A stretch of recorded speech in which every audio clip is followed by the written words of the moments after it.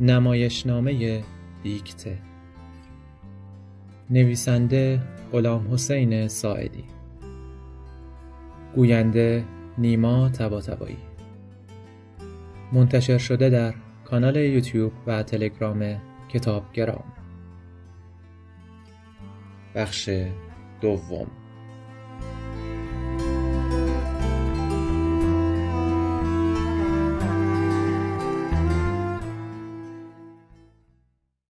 ناظم: حاضر وارد شد. با عجله از صحنه بیرون می رود. صدای زنگ. معلم اول با ابهت زیادی وارد می شود.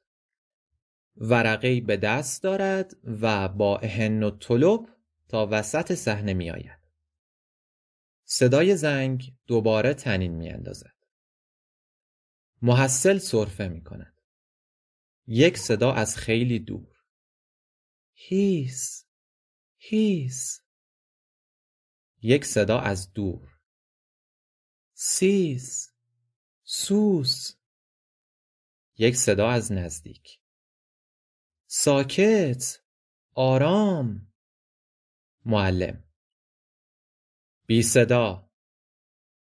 با اشاره انگشت و سگرمه های درهم محصل را به سکوت دعوت می کند. محصل: چی؟ چند صدا: ساکت، حرف نزن، آروم باش. معلم: سکوت مطلق، جلسه رسمی است. شروع می کنیم. محصل: بکنیم. معلم: گفتم ساکت، خفه. محصل: بسیار خوب. صداها: آروم باش. صدای زنگ دوباره طنین می اندازد. معلم: بنویس. محصل یک مرتبه شروع به نوشتن می کند. بدون ترتیب با خطوط درهم و برهم و گاه شکلکی روی تخت رسم می کند و در ضمن با صدای بلند می خواند. قضیه جدی است، قضیه خیلی جدی است. با صدای بلند می خندد. من دارم امتحان می شوم، ها ها ها. می خندد. به من می گویند سیس، سوس، ساکت و من می نویسم سیس، سوس، ساکت. صداها: ساکت. معلم: تمام کن. محصل: تمام کنم؟ چی رو تمام کنم؟ معلم: پاک کنید، قضیه جدی است. شروع میشه. محصل: خب شروع بشه. معلم: تو نباید سر خود بنویسی. مگر اینا رو به تو نگفتند؟ محصل: پس چه کار کنم؟ معلم: تنها چیزی را که دیکته می کنند باید نوشت. متوجه شدی؟ محصل: متوجه؟ می خندد. معلم: نخند. ناظم چوب به دست دوان وارد می شود و رو به محصل: خواهش می کنم نظم را مراعات کن. این چیزا رو در نظر بگیر. شلوغ نکن. تخته را پاک کن.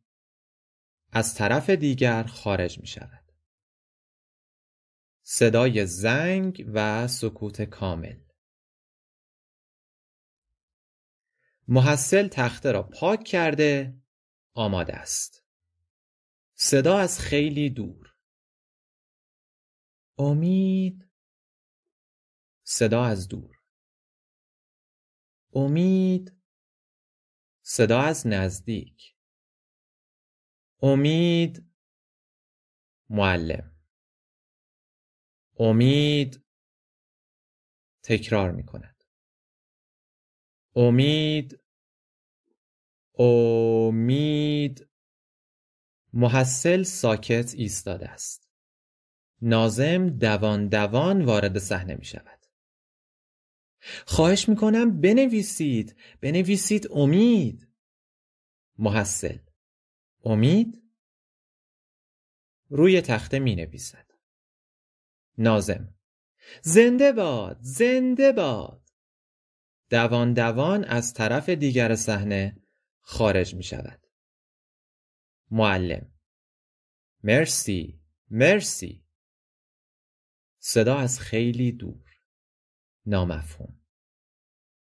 تنها راه نجات. صدا از دور. تنها راه نجات. صدا از نزدیک.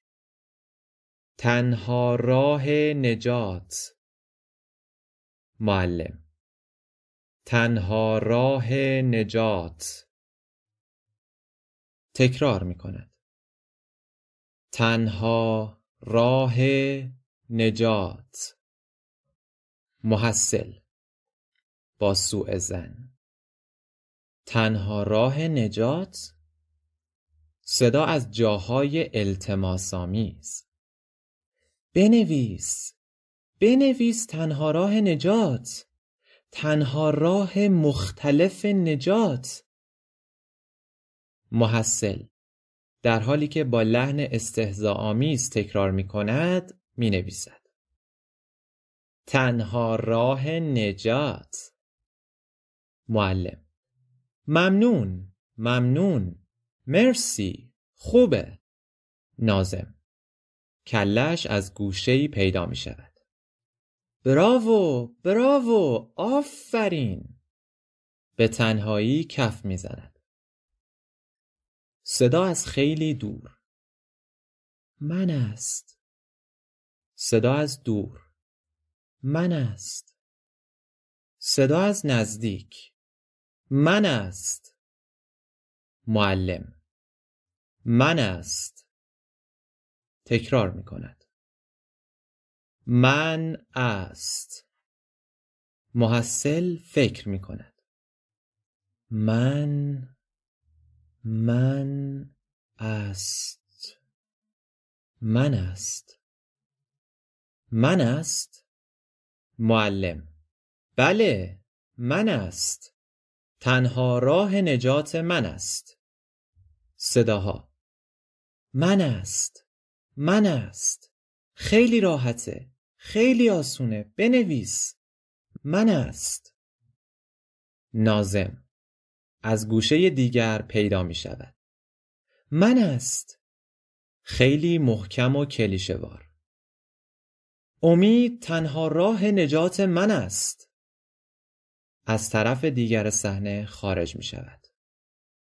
محصل: نه خیر، همچو چیزی نیست.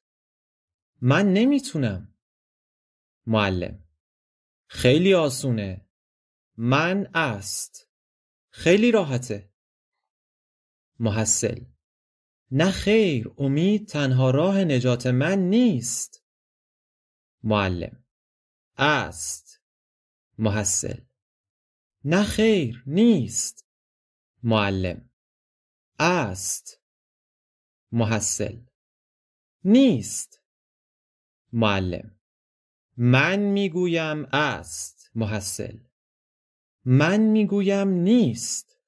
معلم: من آنچه را میگویم تو باید بنویسی. محصل: من آنچه را که اعتقاد ندارم نمی نویسم. معلم: جر و بحث نکن. محصل: پس چه کار کنم؟ معلم: اطاعت، فقط اطاعت. صداها: اطاعت کن، خواهش میکنیم. خودتو بیچاره نکن. بنویس است. ناظم با اضطراب از گوشه دیگری پیدا می شود. معطل نکن، زود باش، وقت داره تموم میشه. تو فقط بنویس، همه معطل تو هن. این یک کلمه را بنویس، همه منتظر تو هستن. محصل روی تخته می نویسد: من نیست. با صدای بلند تکرار می کند. امید تنها راه نجات من نیست. صداها با هم. است. محصل. نیست. نیست. زنگ زده می شود. همه ساکتند.